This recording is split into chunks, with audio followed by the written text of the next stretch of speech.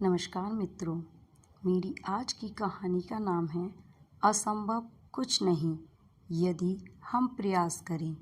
एक समय की बात है, नयासार राज्य में एक राजा का शासन था।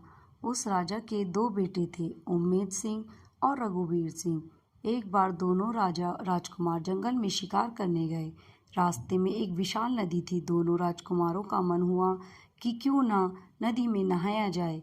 ये सोच दोनों राजकुमार नदी में नहाने उतरे, लेकिन नदी उनकी अपेक्षा से कहीं ज़्यादा गहरी थी। रघुवीर सिंह तैरते तैरते थोड़ा दूर निकले ही थे कि तेज लहर आई और रघुवीर सिंह को दूर ले गई।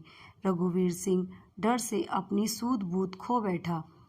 गहरे पानी में उससे तैरा नहीं जा रहा था। अब वो डूबने लगा था।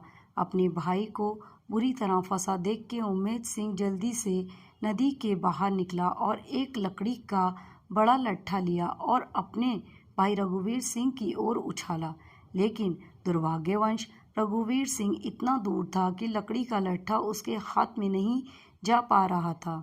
इतने में सैनिक वहां पहुंचे और राजकुमार को देखकर सब यही बोलने लगे, अब ये नहीं बच पाएंगे, यहाँ से निकलना नामुमकिन है।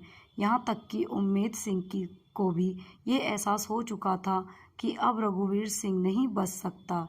तेज बहाव में बचना नामुमकिन है। यही सोचकर सबने हथियार डाल दिए और कोई बचाव को आगे नहीं आ रहा था। काफ़ी समय बीत चुका था। रघुवीर सिंह अब दिखाई भी नहीं दे रहा था। अभी सभी लोग किनारे पर बैठकर रघुवीर सिंह का शोक मना रहे थे कि दूर से एक सन्यासी आते हुए नजर आए। उनके साथ एक नौजवान भी था। थोड़ा पास आए तो पता चला वो नौजवान रघुवीर सिंह ही था।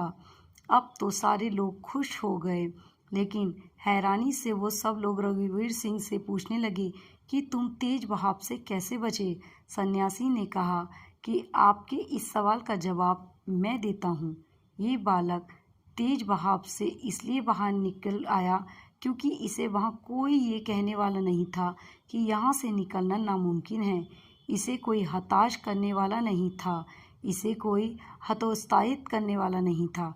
इसके सामने केवल एक लकड़ी का लट्ठा था और मन में बचने की उम्मीद, और इसने प्रयत्न जारी रखा और बस इसीलिए ये बच निकला।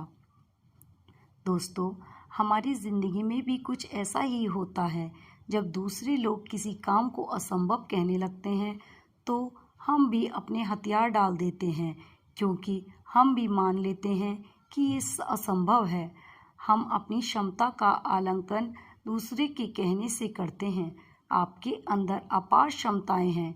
किसी के कहने से खुद को कमज़ोर मत बनाइए। सोचिए, रघुवीर से अगर बार बार कोई बोलता रहता कि यहाँ से निकलना नामुमकिन है, तुम नहीं निकल सकते, ये असंभव है, तो क्या वो कभी बाहर निकल पाता? कभी नहीं।